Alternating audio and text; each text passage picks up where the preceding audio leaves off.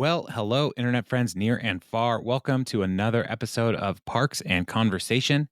And this is a podcast where we watch an episode of Parks and Recreation, and then we talk about it. And the people involved in the talking right now are myself, Jason, and my friend Jeremy. Say hello, Jeremy. Hey, that's me. How's it going? It is definitely a Friday as we're recording this. It is a beautiful, cold, crisp, almost winter day. I love it. Is it still technically fall? Yes.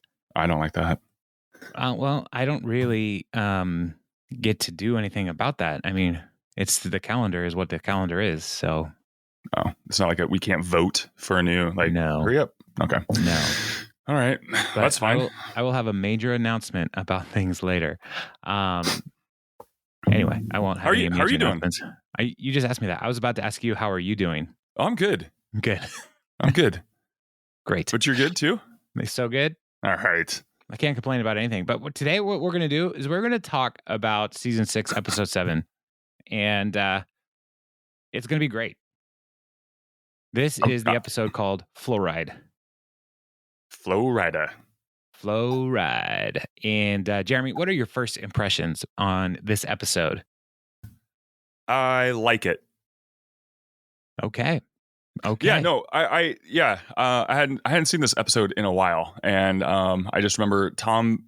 I love episodes where Tom is just like the best version of himself, and I feel like outside of a relationship, when he is just Tomming it up without any he's how do I say it? Like he is doing what he does best, and he's not thinking about himself in this capacity, and he really helps Leslie and. Yeah, it's great. I really enjoyed this episode. I think Craig is fantastic in it. Donna, I love their whole Donna and April. It's a lot of fun. What did you think of it? I forgot that there's the NFL propaganda at the beginning of this episode. Yeah, and I love the NFL, but I just thought that was like so lame. And like Play 60 is a great thing. I'm not trying to say the program is bad. Oh, okay. But like it just had the cold open had nothing to do with the rest of the episode. Yeah, I felt like they tacked it on to the bachelor party. Like they filmed it all. Yeah. At the same time, and then they go, "Hey, let's use this." Right. As a you use us for a storyline, we'll use you to push our agenda and. Our big fitness agenda. Our big fitness got out there. So and what's the Colts owner's name? Irsay? Isn't that his name? Jim Irsay. Jim Irsay is like I'll be on TV. Why not? I love being on TV. I own a football team. So that kind of put me in a bad mood with this episode, and then I warmed to it. And what is it? What is it about the NFL propaganda that just other than it just didn't belong? Like it just didn't belong. It didn't. They just fit. shoehorned it in there. It wasn't funny. It was, I don't know. It was all just so lame. It was like your grandparents want you to do a skit at Thanksgiving. Oh man, we did that once. I did that. Yeah, like that kind of stuff where it's like, there's no good reason we're doing this. And it doesn't feel like anybody else wanted to do that. And the only person in the show who really loves the Colts isn't even on it. Yeah, Andy wasn't even there. Yeah. So there's all kinds of things about it where it's just like, this is not as good as it could have been.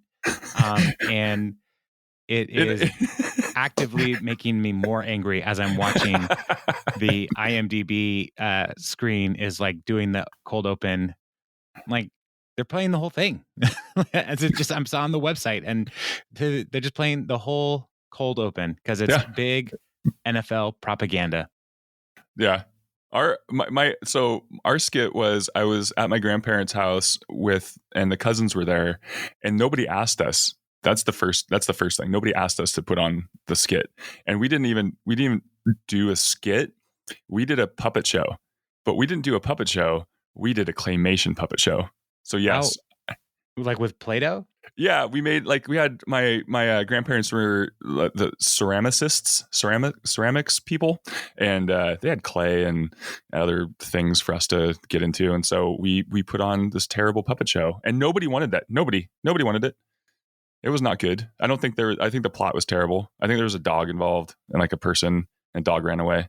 It was good, just like the story. Did you compare it to Avatar? Avatar hadn't been out yet, but I compared it to my other favorite movie when I was probably what, like 8 or 9 years old. So Deer Hunter, the Deer Hunter. It was a lot like that. That's funny.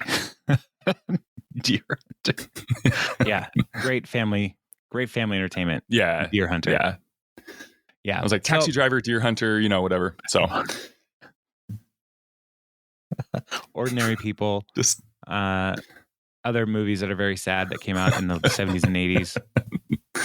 Anyway, yeah. So okay, NFL, big propaganda. But then after that, what'd you think of the whole? Like, we'll get into it, but comparing people's. My favorite of the three plot lines is Ron and Chris. Okay. Like I enjoyed that the most because anytime Ron and Chris are together, they're so opposite. I just love that. And then also all of the fake book titles are excellent. They're so good. And so that was my favorite part. So, but yeah, other than that, end of episode. Thanks for listening. All right. Well, next week, Cones of Dunshire. Yes, sir. All right. But let's jump into it for real, though. Okay. Because there are some important issues that they address. And on IMDb, I feel like it would be important for us to mention a important cause. Because I was looking at the reviews. Yeah, TBA. I was looking at the reviews. Or TBD. Anyway. The user reviews, and this issue, the issue of fluoride in the water is something in Pawnee. They don't have it, and they're going to have access to fluoride in the water because of the Eagleton merger. And Leslie's pretty excited about it, and Jamm less so. And I do think it would be important to turn our attention to user review from jcook56050. It was posted on January 13th, 2014. And the title of his review, or her review, I don't know, Jay could be a boy or a girl's name, is Their Clean review. Water, Please. And I was like, interesting. 2 out of 10 stars for Clean Water, Please. And it's not a request. There's no punctuation telling me what's going on here with this Clean Water, Please. This review is just so wonderful. And wait, is that the entirety of the review? No, I'll read it. It's not short. I don't know if you could tell. It's not short just by the 2 out of 10 and the Clean Water, Please. But this person watched the episode simply because our group, whom we prefer to refer to as, in quotes, opponents of fluoridation, have spent the last decade studying the science, ethics, and legality of public water fluoridation. The show was meant to put some kind of light on the controversy of the policy using dark comedy. It failed to clarify either side for its viewers, and the pro-fluoridationists are probably quite happy about that. However, the show might serve to bring the absurdity of the practice to more of the public than might otherwise even bother to check out on this long-term scam. I doubt European viewers will find it funny at all. They saw through the fluoridation scam decades ago. Only a handful of countries still retain the policy in the entire world. At first, I was confused this is a new paragraph, by the way the episode was written. Obviously, someone from the ADA, American Dental Association, or CDC, Center for Disease Control and Prevention, or maybe even PEW got some talking points over to the writers of the show. They ran with all the trite arguments and internet chatter they could fit into the script. I had thought maybe it would either be alarming or interesting. I'm not quite sure what I can call it now. Maybe that was the writer's intent. I don't normally see the humor in government officials acting insanely. Why are you watching the show? Because a lot of citizens get hurt in the process. But that's what this TV show seems to be about. Now, add the fluoride problem, and you get insanity squared. Whoever wrote this had researched all of the major catchphrases used by the proponents, including "we have science and facts on our side," end quote, and "safe and effective," end quote. We've found proponents go to any lengths to avoid the real science in achieving their goal. This show is just another example.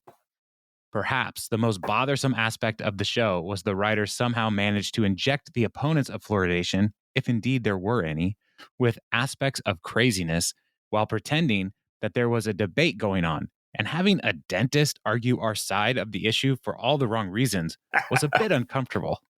That being said, perhaps the best this show will do for the public is to once again bring the fluoridation issue before people in a national audience who might not have otherwise known all this insanity was actually being perpetrated by their own health department.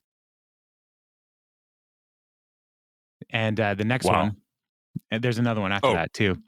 There's more. Fluoride episode might be anti-fluoride. I mean, it's pretty great. They didn't even rate it. At first, I was floored to see pro-fluoride message. But then I remembered this show has never had any real moral, political, or intelligent depth or message. It's about a cast of nonsensical, truly goofy government employees and the like bureaucrats they, in quotes, work for. Yeah. So somehow this episode got some people to really want to enter into the fluoride debate on IMDb. I think these people actually lived in Pawnee. Probably. So, and we're not going to really have the time. Where do you stand with fluoride, Jason, in the water?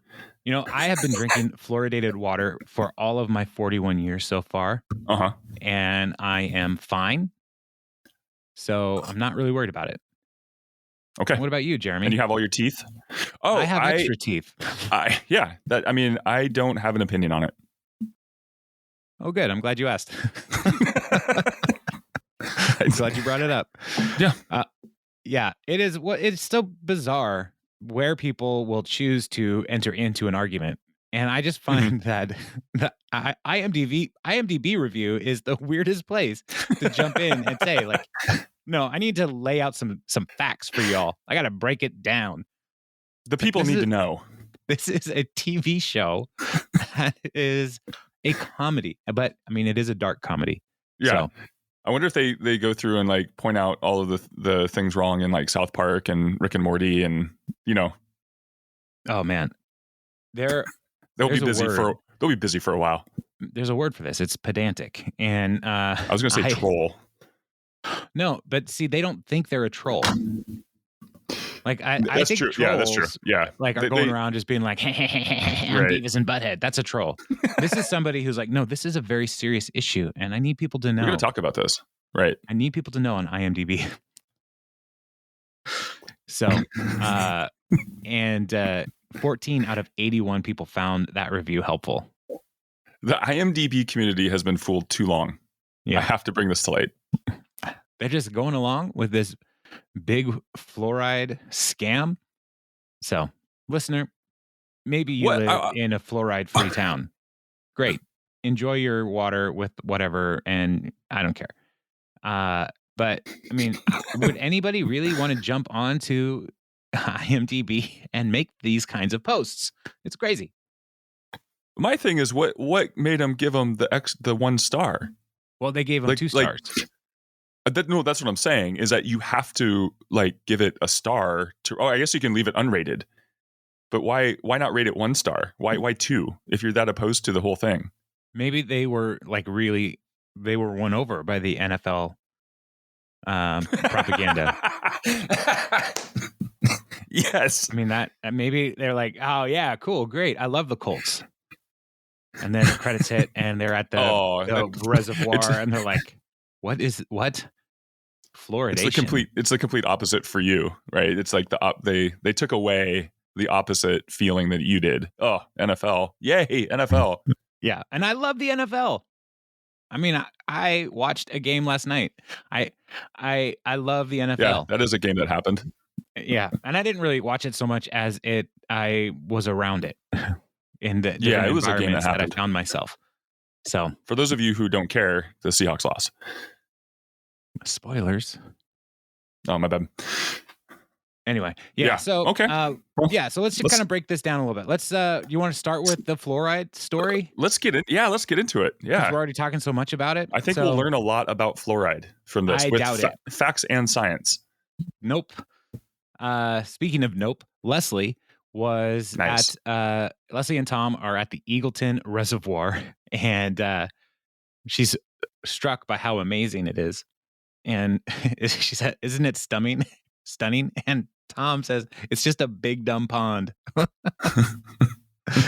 then he talks about the YouTube clip of a little puppy riding a motorcycle. So my standard for stunning is pretty high, which I totally get.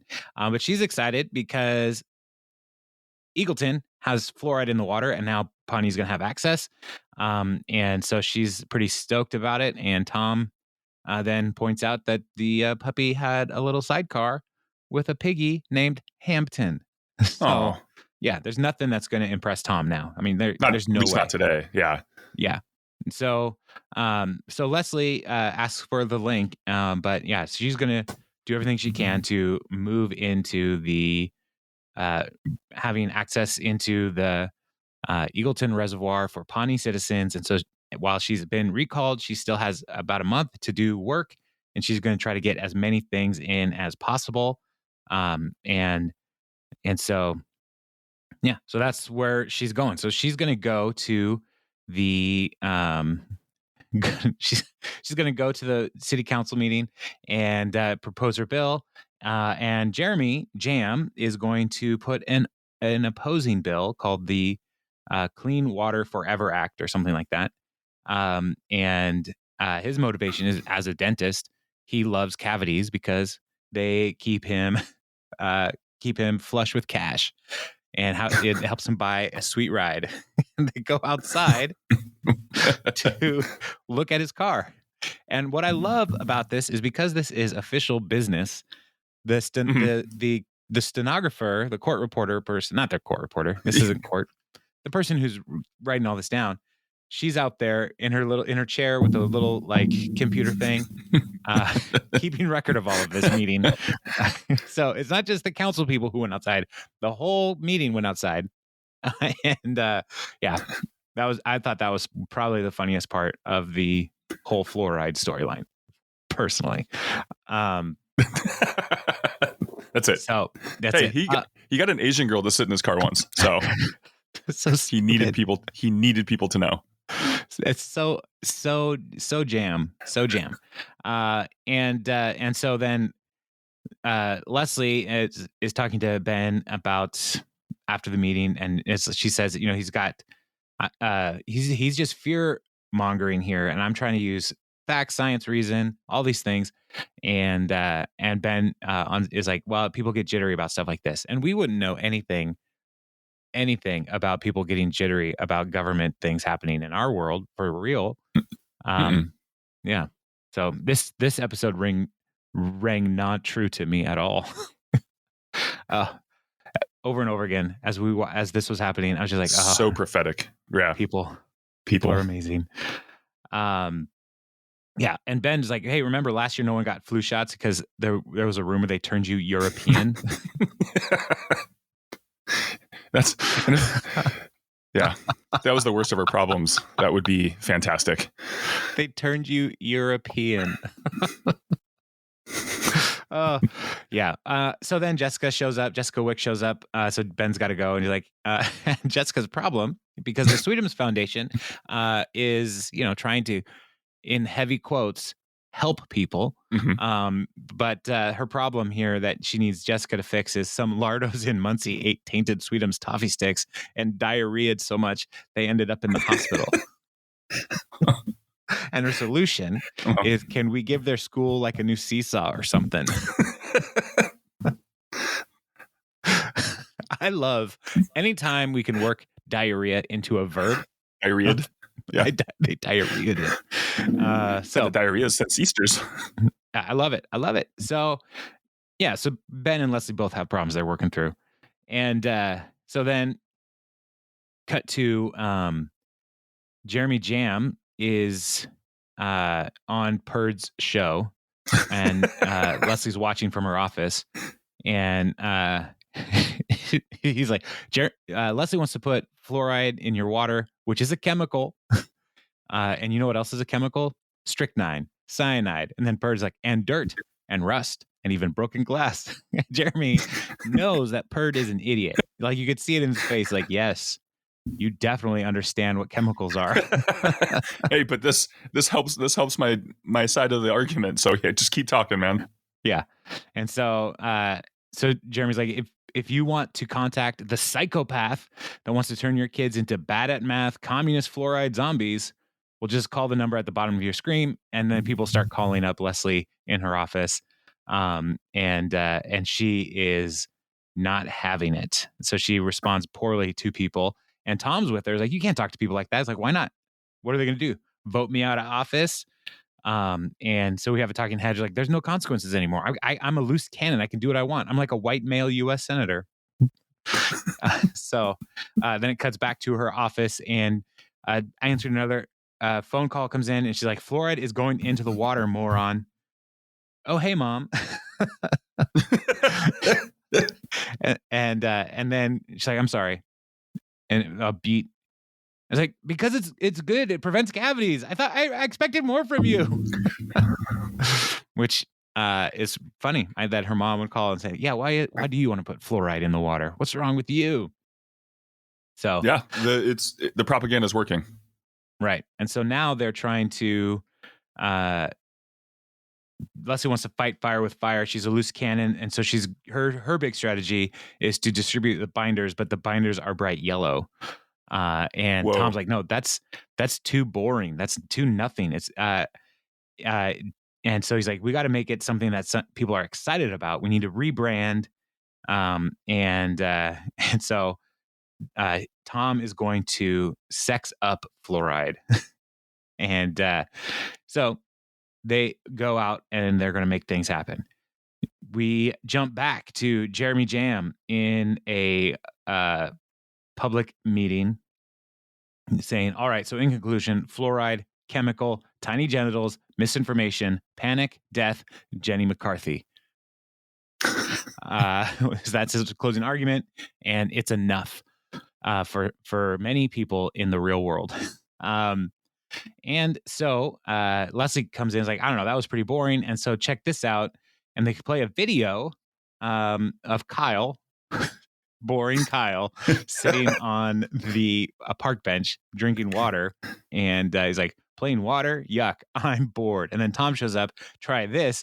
And then Kyle drinks the water and he turns into a very sexy man in shiny shorts. Because water will do that to you. And especially when it has T-Dazzle. So we're not talking about fluoride anymore. We're talking about an aquatic-based social media oral experience. Yeah. So I do not want that. So you've lost my vote already. Yeah, I'm out of this. So yeah, so people are pretty excited as Tom's hyping up the T-Dazzle. And like social media, like do you share the water around? Like here, try this. Yeah, you take a sip and then you spit that sip into somebody else's mouth. That's social water. Oh. So yeah, everybody is entering into this competition to win an exciting blue t-shirt. Plain blue t-shirt. Yeah, it's gonna be pretty awesome. Yeah, that's epic. Don't play it down, man. Yeah, sorry. It's plain, but it's so blue. The bluest. It's the bluest of all. And so Leslie in the council meeting, it comes back. It's like, our polling shows that 72% of citizens are in favor of adding T-Dazzle to their water, effectively killing Councilman Jamm's so-called clean water bill. And she says, eat it, Jamm. And then Jeremy's like, apology accepted. And she's like, why not stop at T-Dazzle? Why not keep going? And so he welcomes in Jessica Wicks, who is offering to take over the distribution of water in the city with something called Drink'ems. which is basically juice boxes coming out of your tap, because a juice box is gross and not good for you, and it's just sugar. Yeah, look like Gatorade. Yeah, and so everybody is very excited about free Sweetums stuff generally in Pawnee, and so they Jeremy's like, they're gonna do this. It's gonna save us a ton of money, and all of this is just gonna come right to your house. Unless he's like, this is filled with sugar, where there's no way we're doing this. And Jeremy's like, too late. We're going to fill the whole reservoir with this stuff. And then we see that he has two very large chess pieces. And he knocks one over. Checkmate. And Let's like, did you bring those just so to do that? Like, maybe. And the look on Jamm's face is so perfect as he sits back and is just like, so good. I got it. Nailed it. Now, Jason, what do you think? Do you think so if they're going to fill the reservoir, they had different flavors of Drink'ems. So do you think their plan would be to put all of them in there like a graveyard situation? Or do you think they would change it out, quarterly or thematically? Or, because if you have grape one day, how do you get the different flavors to people would be my... you can't just send different flavors to different areas. That's not fair. No, I think that's exactly what you do.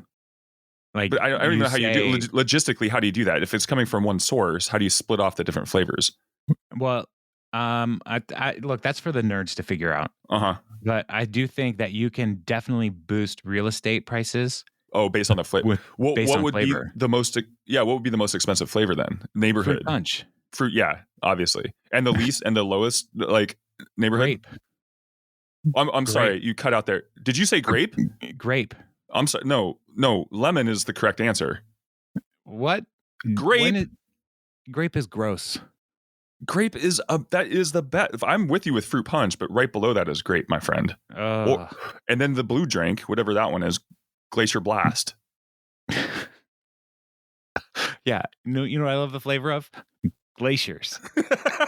Well, not when it's exploding. It's gotta be extreme glaciers. They move twice as fast. They carve twice as much earth. Yeah, in half the time. Wow. Grape. No, yeah, I'm not a fan of grape flavor. The only thing worse than grape flavor is banana flavor. They don't have. I don't think they have banana Gatorade yet. Well, it's because Michael Jordan, who is a Picasso of painting and a world-class gambler, as we'll see later in this episode, he probably wouldn't let him. He's like, I don't want my name to be associated with a fake banana flavor. Yeah. So it's got what plants crave: electrolytes. Man. Yeah. So, I mean, we can agree to disagree about how wrong you are about grape flavor. Yeah. But I do think, though, that I was willing to meet you. It's a bipartisan issue, man. I reached across the aisle with the fruit punch, and then you just undercut me with the grape slander. That's fine. Well, who made you king? Wow. Yeah, I think I can get with you on blue. Blue flavor. It doesn't matter. It just doesn't matter. I still don't think you can just segregate flavor neighborhoods. That's the bigger issue we need to address. Because what if I want fruit punch and I live in an orange neighborhood? Well, pay up, dude. I gotta move. You gotta move. Yeah. Gosh. I mean, this is how it's really going to save Pawnee buku bucks is in tax revenue on the flip side. Because if you move into a neighborhood that is fruit punch neighborhood, your property value is going to be up, but you're going to pay higher taxes because of property value. So that's what I mean. That's I'm thinking long term. So I would say if we're doing flavor linings, then we have the fruit punch followed by blue with next highest value, and then orange. Grape, actually. I would put orange above grape. I don't even know you. Yeah. I just want to know what. you were going to say no, orange is like the original right flavor. It's fine. Yes. So it's like a out of 5-star school district, right? It's the like 3.5 star. Great schools, orange flavored water. Yeah. Yeah. I was just going to say, like, what's their which water rating? What's the Drinkums rating? What neighborhood, I would want to live in the neighborhood that gets like the new flavor. They have like, kiwi cucumber or watermelon blast. They keep bringing them out and then they fail. Like that's where I would probably end up living. So like just like in like Dexart's district. Yes. I don't know. Yeah. Well, I'm glad we solved this. Where are we in the story?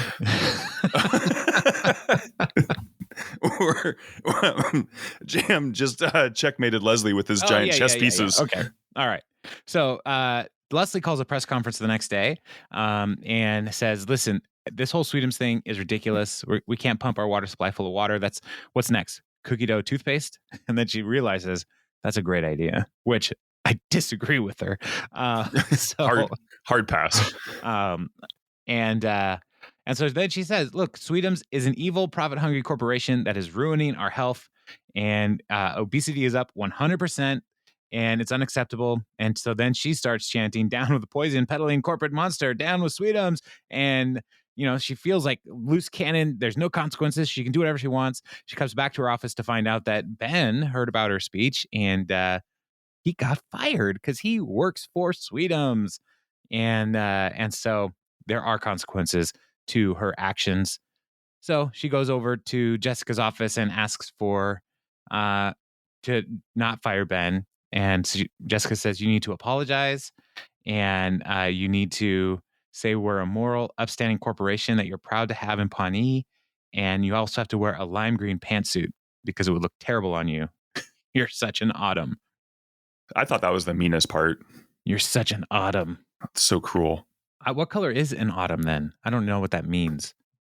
Oh, like natural colors, browns, greens, warmer tones, but not like a summer or spring or the brighter tones. Yeah. It's usually based on your complexion and hair color. All right. Eyes. Yeah. Your face. Different elements of a face. Yeah. Okay. Well, now we learned something. Then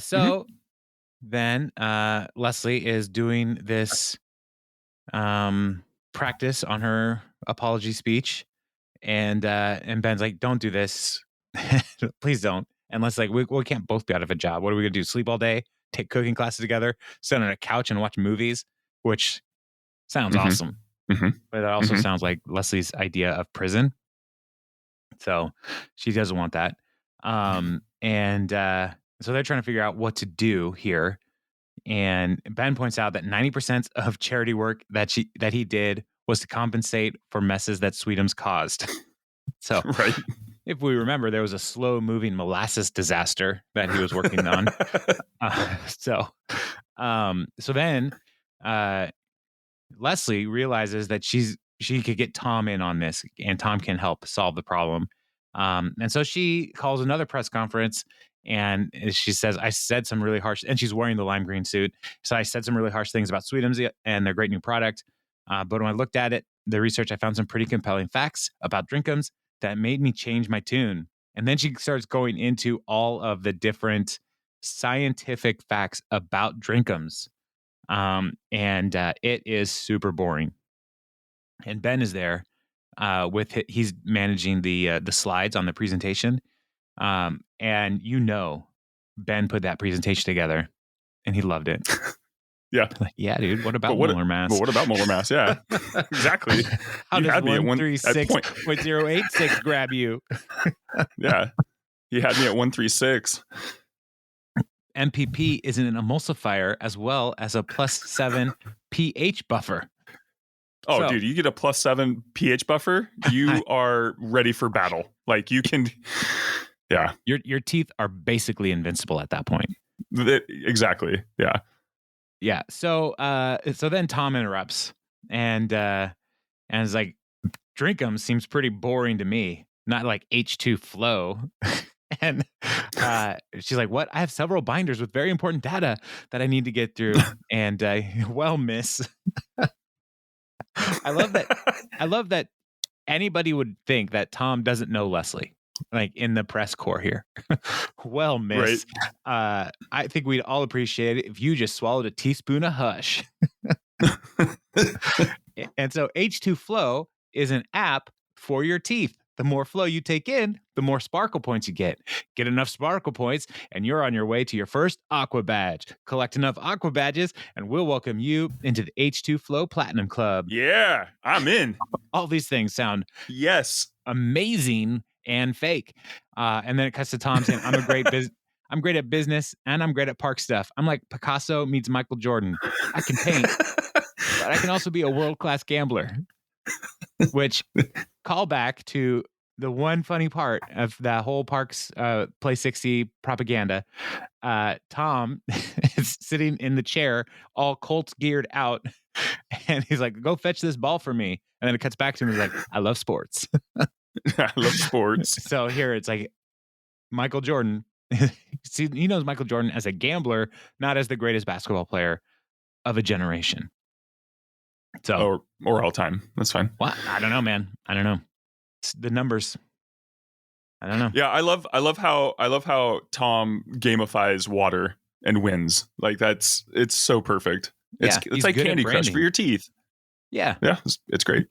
He is he's leaning into his strengths here, which is great. Finally, something that is good for Tom.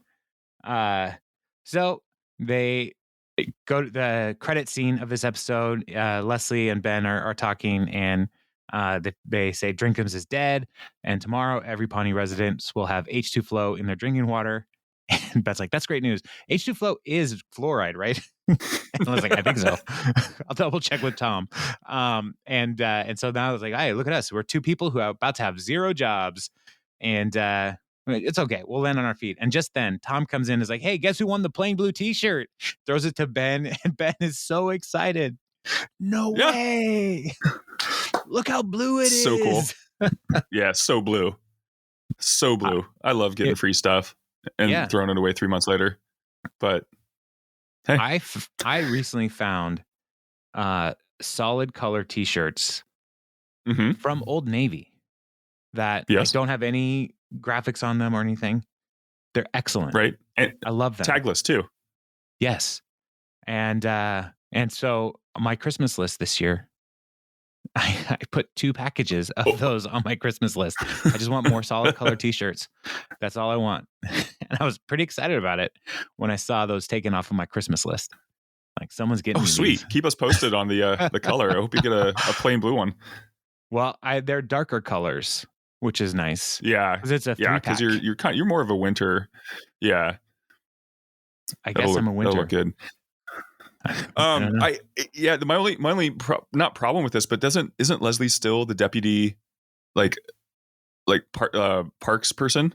Like she still has a job technically, right?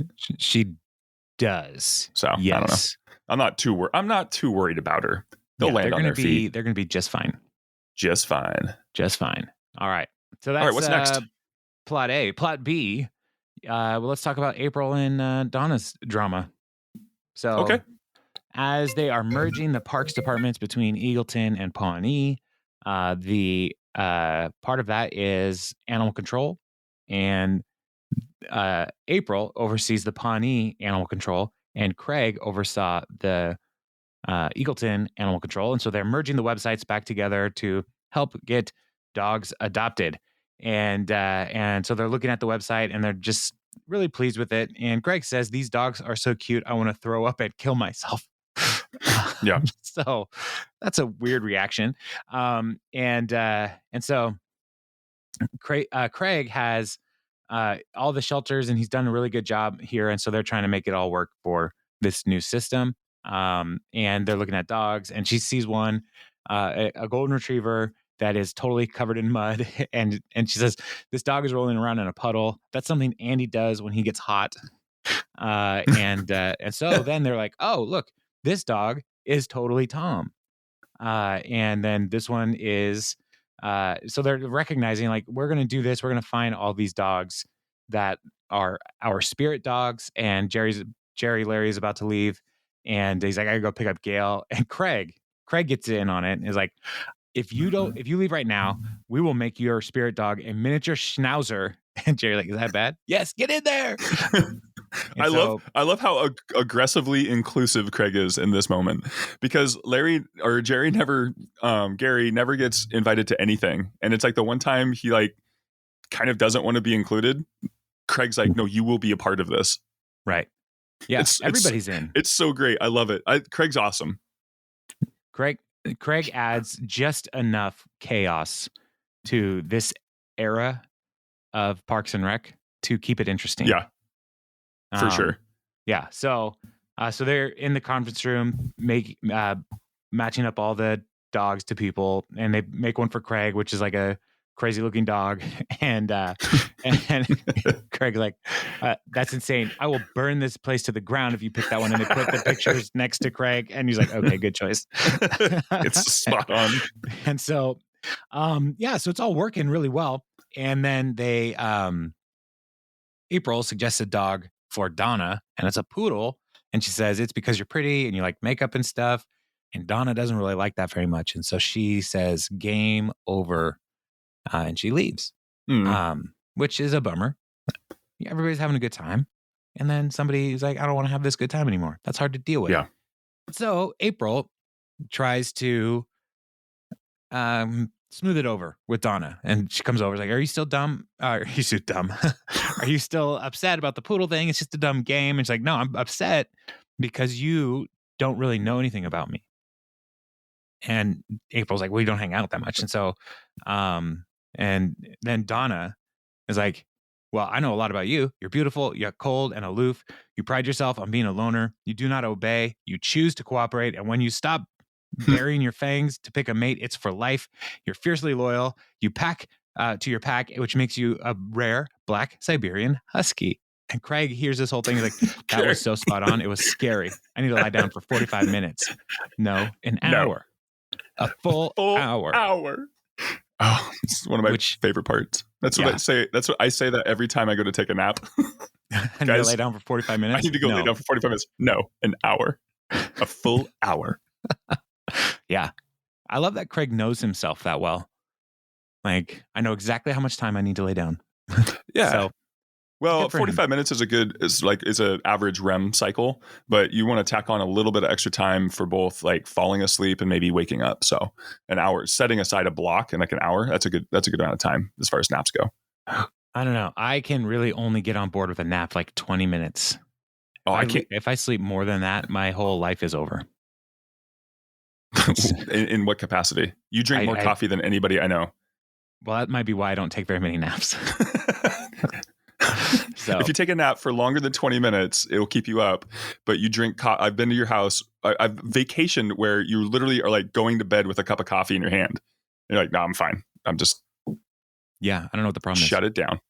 No, it's not that like if I take a nap, I'll stay up late. It's more that if I take a nap, I will be too long of a nap. I'll just be groggy and grumpy after the nap. Yeah. So. Okay. Yeah. Right. Anyway, everybody naps differently. Craig knows his limits. You know yours. I know mine.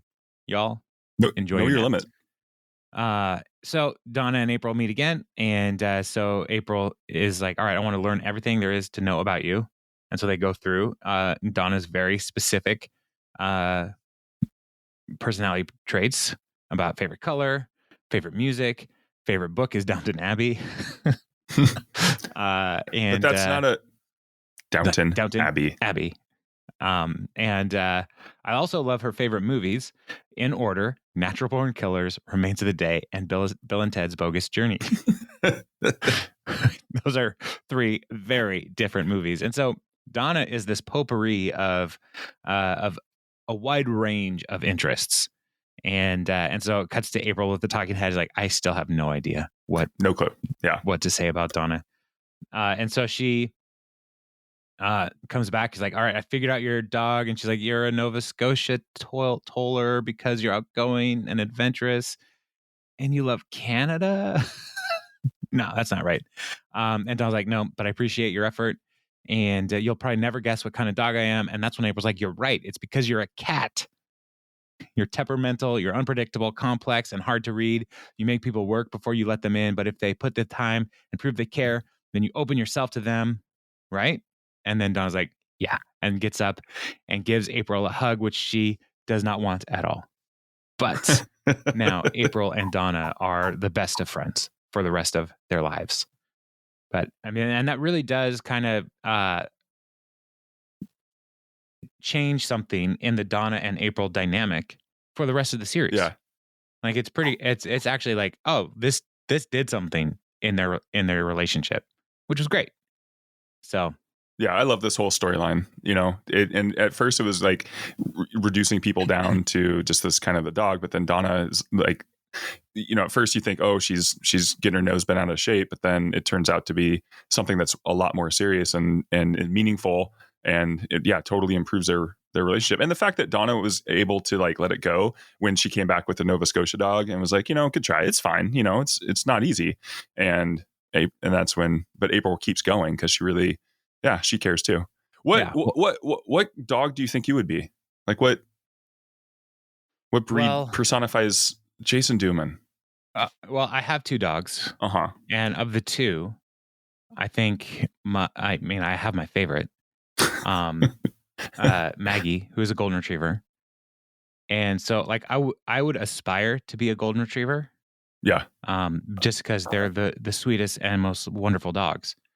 But I really do think that my spirit dog is a bulldog on a skateboard. That's what I want. Specifically. That's like that's the kind of dog that I want for just that one reason. Right. Skateboarding dog. With or without the sunglasses? A skateboarding bulldog. Oh, for sure. And not just a skateboarding dog, a skateboarding bulldog. And sunglasses. Bulldog. Sunglasses are definitely an important part of that. Okay. I think, because they would, it's for safety and style. What about you? Dual fold. I've been thinking about it. I don't have a great answer. I like in my younger years, probably a border collie because they just have a ton of energy but they like to like herd things, which keep things together. Mm-hmm. And that was kind of me as a kid. But like now probably just whatever old dog lays on like by the fire. That's probably, I don't need the sweater or anything. I just need something warm somewhere to just kind of lay down. And then if you have something interesting to say, I'll like lift my head and go, I'll acknowledge you. And then just put my head back down. Right back to napping. Yeah. Yeah. Right. And I might have my eyes open. I mean, it's fine. Just, that dog that just kind of chills. And then every once in a while, for no apparent reason, just gets up and starts doing things. Dogs like that. They're just like, oh, why? What are you doing? That's every dog. Yeah, exactly. Yeah. When you guys come over to my house, mm-hmm. I mean, my family's house, it's not just mine. Anyway, our dogs are very excited when people come over. Oh yeah. And I feel like people think, man, your dogs are crazy. But most of the time, they're literally just sleeping. So, like, they're so boring. Like Maggie, I will probably, when we're done recording, I'll probably take her for a walk. Bailey, the other dog, will hide from me. And when I get the leash, she's like, I don't want to go outside. Nope. You know how cold it is out there, man? Yeah. Also, I love that you guys live at the bottom of a cul-de-sac. It's a nice neighborhood, but she has to start her walk uphill every time. There's no, real, you don't warm up to it. You don't know. Even it's out like of our driveway. Our driveway is uphill.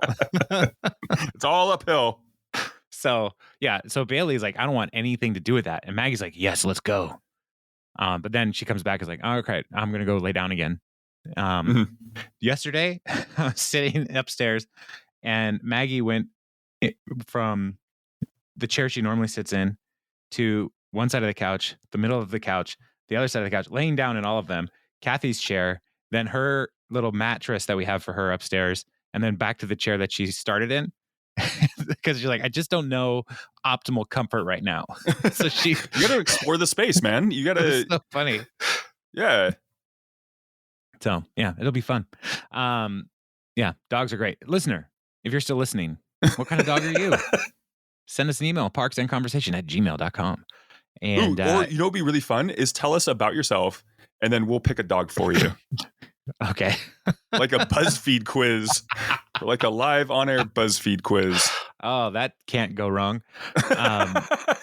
Yeah. I think part of the thing, though, with Donna, like why she appreciated the new effort is because April's first attempt was very superficial. And her second attempt was like, no, let's talk about you as a person. And so that's part of why she's like, yeah, I appreciate the effort. So listener, if you do that, if you send us things about you and say, pick a dog, it will probably be pretty superficial. Just heads up. So I will put so much energy into it. That would be amazing. So if you send those in, I will send them all to Jeremy. Jeremy knows about one kind of dog, the border collie. So hey, I had one for like 6 months. Okay. You had a border collie? I did. Yeah. As a child? Yeah. As a teenager. Okay. 6 months, huh? There. The more you know. Yeah. But, and then I think I secretly believe, like my parents said it ran away. I secretly think my parents gave it away because it was so much energy, so much work. Dogs are a lot of work. For sure. All right. Last thread. This is your favorite one. This was my favorite one. So people are in the office and they're looking at something Ron made. And he made a crib for his coming child. And the way he talks about it, he approached a tree, murdered it, left it to cure in the wood shop, and began working it into a crib for my upcoming child. So Chris is like, you can't use that. You're ignoring every known crib safety standard. It's covered in my parenting book I'm reading. Are You Going to Crawl My Way by Lenny Kravitz. And Ron's like, it's going to be fine. I made it with my own two hands. And Chris says, no, let me take you to the place in Bloomington where we bought the safest crib in the explored universe. And Ron's like, counteroffer. You take me nowhere and I talk to no one. Chris like, well, counteroffer. You come with me or I make you attend a full 4-hour fax cover sheet protocol meeting. Either way, it's a win for me. Chris throwing around the boss weight, man. Yeah, that would be the worst meeting because who is sending faxes? So they get to Bloomington and she's like, Anne found this place. It's where we bought our Sounds of Nature machine. And Ron's like, you bought a machine that replicates an open window? And Chris, who thinks everybody remembers everything about him, comes in. He's like, hey, do you remember me? I came here looking for the Vanna White book on childcare. I'd like to solve the puzzle of parenting. And he's like, can you show Ron the crib that you sold me? And I love the name of this crib, the Baby Love Lil Sweetheart Safe Forever and Ever model. And he's like, oh, that's a death trap. It's got this weird stuff in the glue. It burned my fingertips off. And so Ron just like, I'll be in the car, which then is going to create a panic for Chris because, you know, he's trying to do everything he can perfectly. So he comes and talks to Ron in his office. Like, I want to do things the Swanson way. Wonderful. The first rule, no conversation lasts longer than 100 total words. You have used 9. I have used 20.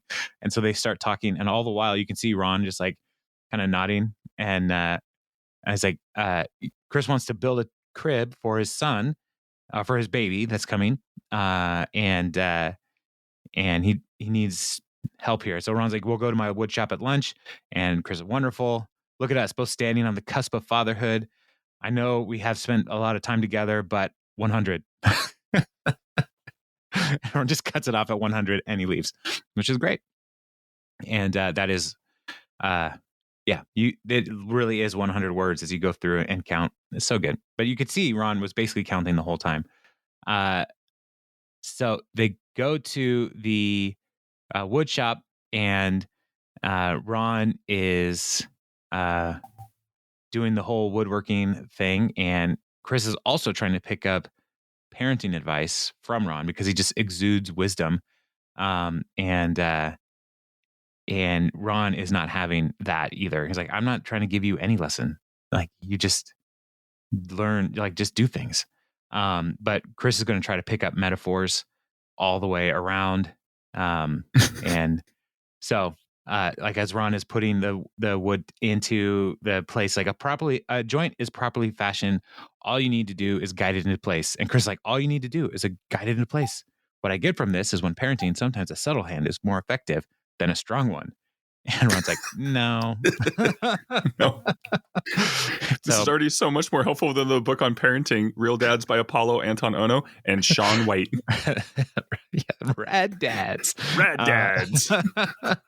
And then Ron throws a piece of wood away and he's like, why'd you throw it away? It's unstable. It's no good. It's like, and he's like, I don't understand the throwing away the wood metaphor. What's the lesson?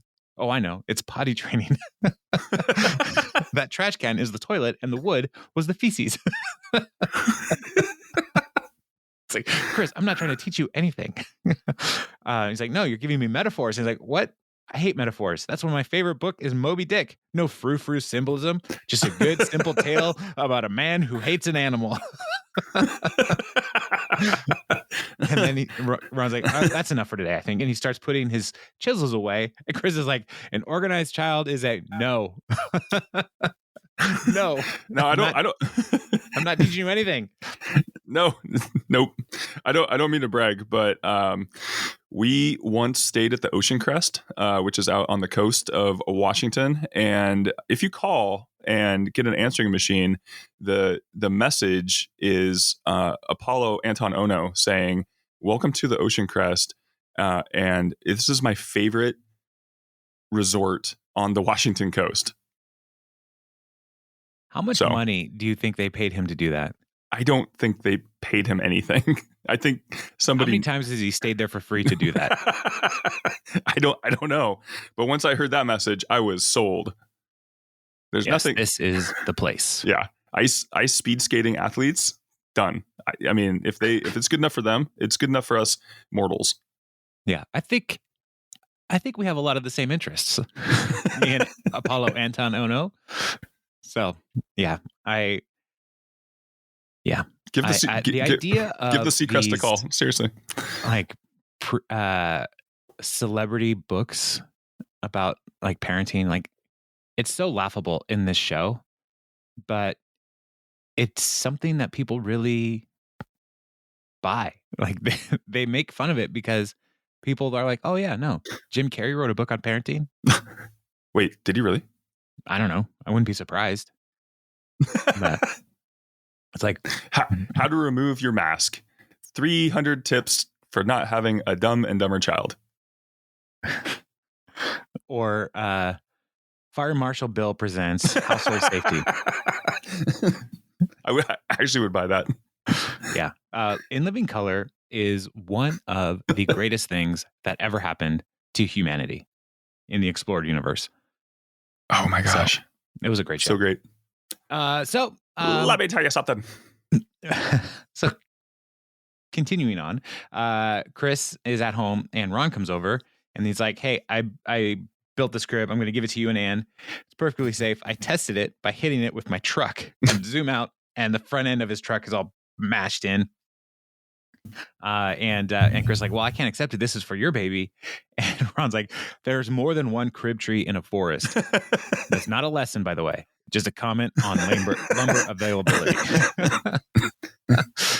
There's more than one crib tree in a forest. And Ron says, listen, nobody has all the right answers, including me. And the toxic crib you bought won't be the last mistake you make. But you're showing that you care a lot about your son. And so you're going to be great. And Chris says, thanks for the crib and the advice. It's much better than any metaphor.